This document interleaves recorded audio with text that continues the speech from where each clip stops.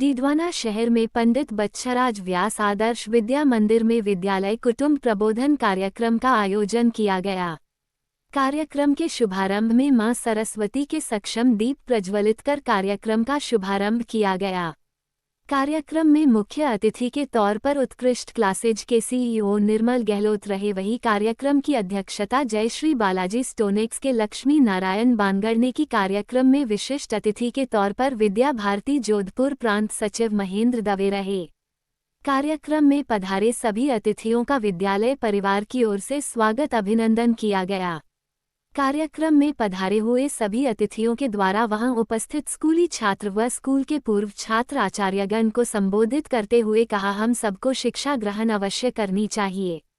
शिक्षा के साथ में संस्कार भी लेने चाहिए, क्योंकि संस्कार से ही जीवन का मूल मंत्र है। संस्कार हमें आगे बढ़ने की प्रेरणा देते हैं। हमें नियमित अपने माता पिता की सेवा करनी चाहिए। शिक्षा गुरु का सम्मान करना चाहिए। जिस तरह आज देश का वातावरण है, जिस तरह आए दिन घटनाएं घटित होती रहती है, इसमें कहीं ना कहीं संस्कारों की कमी की वजह से ये सब घटनाएं घटित हो रही है।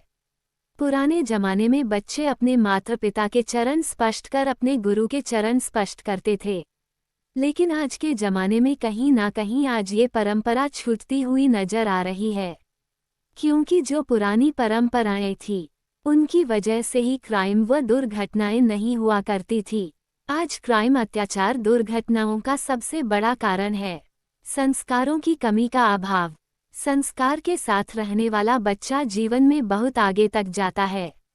अपने माता पिता गुरु का सम्मान करने वाला बड़ा है। हम सबकी सबसे पहले प्राथमिकता होनी चाहिए हमारे माता पिता की सेवा, गुरु की सेवा और देशभक्ति की भावना हम सबके अंदर होनी चाहिए। जिस तरह आज विधर्मियों के द्वारा देश को खंड खंड करने की कोशिश की जा रही है, हम सबको इन सब चीजों पर ध्यान देना चाहिए और अपने बच्चों को अच्छे संस्कार, अच्छी शिक्षा अवश्य देनी चाहिए, क्योंकि संस्कार और शिक्षा से बड़ा इस दुनिया में कुछ भी नहीं है। माली समाज के बंधु भगिनियों को देखकर बहुत आनंद हो रहा है कि डीडवाना में, और मुझे लगता है परसों ही आपको पता चला होगा, लेकिन तुरंत आपस में आपका समूह ऐसा बना हुआ होगा कि कभी भी सूचना देने पर एकत्र हो सकते हैं। तो आपने इतना मान सम्मान किया, इसके लिए मैं आपका हृदय से आभार ज्ञापित करता हूं। इस प्रकार का भवन बन रहा है और एक दूसरे के सहयोग से और बढ़ चढ़कर सेवा कार्यों में रुचि लेते हैं और ऐसे सेवा के काम लगे। एक निवेदन मेरा यह था कि भवन जो है कई जगह पर बन जाते हैं। मैंने कई सारे समाज में देखे, हमारे ही समाज में कई जगहों पर मैंने देखे, जोश जोश में भवन बना लेते हैं, लेकिन उस भवन का उपयोग किस प्रकार से करना है, कैसे करना है, इसकी बहुत तैयारी उनकी नहीं होती है और जारे लगे रहते हैं।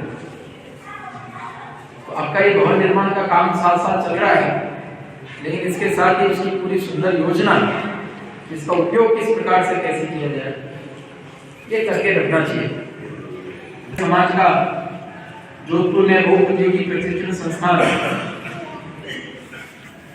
जो देवचंद्री देवड़ा के सानिध्य में चल रहा है, मुझे लगता है यदि आपने भी ऊपर वाले फ्लोर पे इसकी योजना रचना की है तो एक बार वहां जाके उसका अवलोकन करके आना चाहिए कि किस प्रकार से उसको संचालित कर रहे हैं। बाकी इसमें क्लासरूम जो है, मैंने भी उसमें एक योजना बनाई थी समाज के लोगों को समझ सकी। कोई भी परीक्षा जो होती है उसमें गणित प्रदान करने वाले,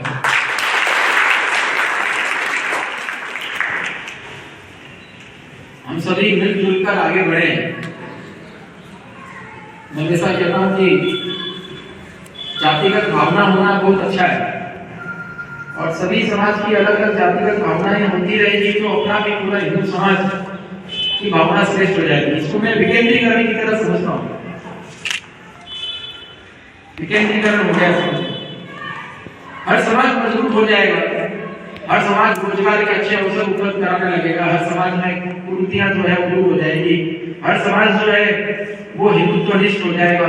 हर समाज इस प्रकार से अगर सारी अच्छाइयों को अगर ग्रहण कर लेगा तो समझिए कि पूरा हिंदू समाज, पूरा भारत राष्ट्र जो है वो खड़ा हो जाएगा। और इसलिए पॉजिटिव बातों में आगे रहना, इसको कहेंगे जातिगत भावना होना, जातिवाद नहीं होना। ये एक प्रकार आगे बढ़ना, ये जातिवाद की भावना है। हम पीछे रह गए, ये आगे बढ़ गए, उनसे देख के ईर्ष्या करना, ईर्ष्या करके चलना, ये जातिगत भावना है, जातिवाद है।